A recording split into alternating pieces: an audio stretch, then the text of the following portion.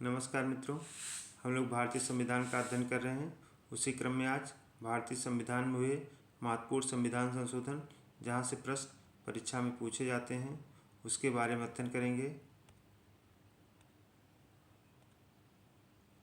संविधान के भाग 20 अनुच्छेद 368 में संविधान में संशोधन करने की शक्ति संसद को दी गई है। संविधान में संशोधन का प्रावधान दक्षिण अफ्रीका से लिया गया है। संविधान संशोधन के लिए 3 प्रकार की प्रक्रिया का प्रावधान किया गया है। नंबर 1 साधारण बहुमत द्वारा संशोधन, नंबर 2 विशेष बहुमत द्वारा संशोधन, नंबर 3 विशेष बहुमत और राज्यों के अनुसमर्थन द्वारा संशोधन। साधारण बहुमत द्वारा संशोधन करने के लिए सदन में उपस्थित और मतदान करने वाले आधे से अधिक सदस्यों के बहुमत से है। यह संविधान संशोधन की सबसे सरल प्रक्रिया है। विशेष बहुमत द्वारा संशोधन करने के लिए सदन की कुल सदस्य संख्या के बहुमत तथा उपस्थित और मतदान करने वाले सदस्यों का 2/3 बहुमत होना जरूरी है। विशेष बहुमत और राज्यों के अनुसमर्थन द्वारा संशोधन करने के लिए संसद के प्रत्येक सदन के विशेष बहुमत के साथ साथ कम से कम आधे राज्यों के विधानमंडलों का अनुसमर्थन आवश्यक है। प्रथम संविधान संशोधन 1951 में हुआ था। इसके अंतर्गत 9वीं अनुसूची जोड़ी गई तथा भूमि सुधार से संबंधित कानून बनाए गए, जिसकी न्यायालय में समीक्षा नहीं की जा सकती थी। 7वां संविधान संशोधन 1956 में किया गया। इसके अंतर्गत राज्य के वर्गों की समाप्ति की गई। पहले राज्य 4 कैटेगरी में बटे हुए थे, का, खा, गा, घा, लेकिन अब सबको समाप्त कर 14 राज्य और 6 केंद्र शासित प्रदेश बनाए गए।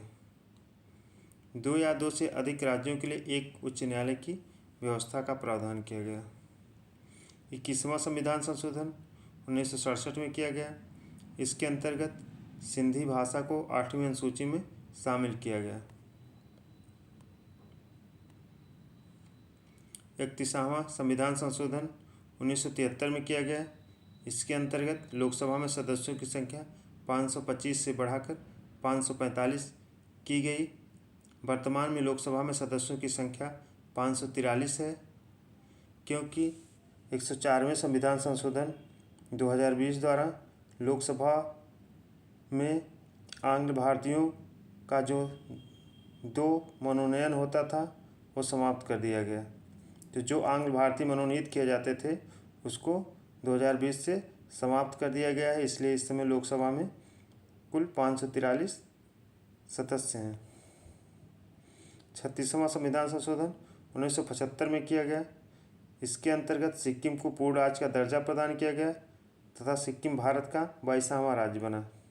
42वां संविधान संशोधन 1976 में किया गया। इसको लघु संविधान की संज्ञा दी जाती है, क्योंकि इस समय बहुत से संशोधन किए गए थे।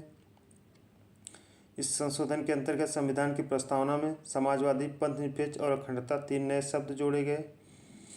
स्वर्ण सिंह समिति की सिफारिशों के आधार पर 10 मूल कर्तव्यों को संविधान में शामिल किया गया। भाग 4 का तथा अनुच्छेद 51 का जोड़ा गया।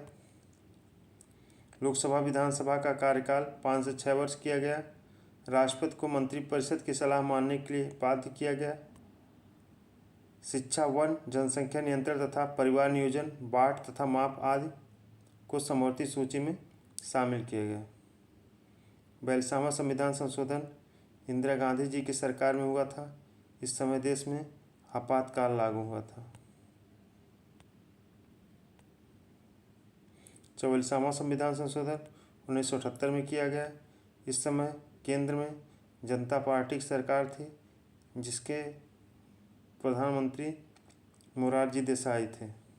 इसके अंतर्गत संपत्ति के मूल अधिकार को समाप्त करके इसे विधिक अधिकार का दर्जा दिया गया। लोकसभा तथा विधानसभा का कार्यकाल फिर से 5 वर्ष कर दिया गया। मंत्रिपरिषद द्वारा भेजे गए प्रस्ताव को राष्ट्रपति एक बार पुनर्विचार के लिए भेज सकता है, लेकिन दोबारा वही प्रस्ताव भेजने पर वह उस पर हस्ताक्षर करने के लिए बाध्य होगा। अगर कोई प्रस्ताव मंत्रिपरिषद द्वारा पारित करके भेजा गया है तो एक बार राष्ट्रपति उसको पुनर्विचार के लिए भेज सकता है, लेकिन दोबारा अगर वही प्रस्ताव भेजा जाता है तो उसको उसको हस्ताक्षर करना ही होगा। अनुच्छेद 352 के अंतर्गत राष्ट्रीय आपात में आंतरिक अशांति के स्थान पर सशस्त्र विद्रोह शब्द जोड़ा गया।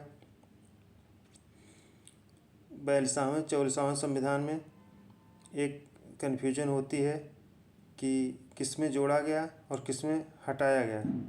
इसमें समाजवादी, पंथनिरपेक्ष, अखंडता 3 नए शब्द 42वें संविधान संशोधन में जोड़े गए थे तथा 44वें संविधान संशोधन में संपत्ति के मूल अधिकार को हटाया गया था या समाप्त कर दिया गया था।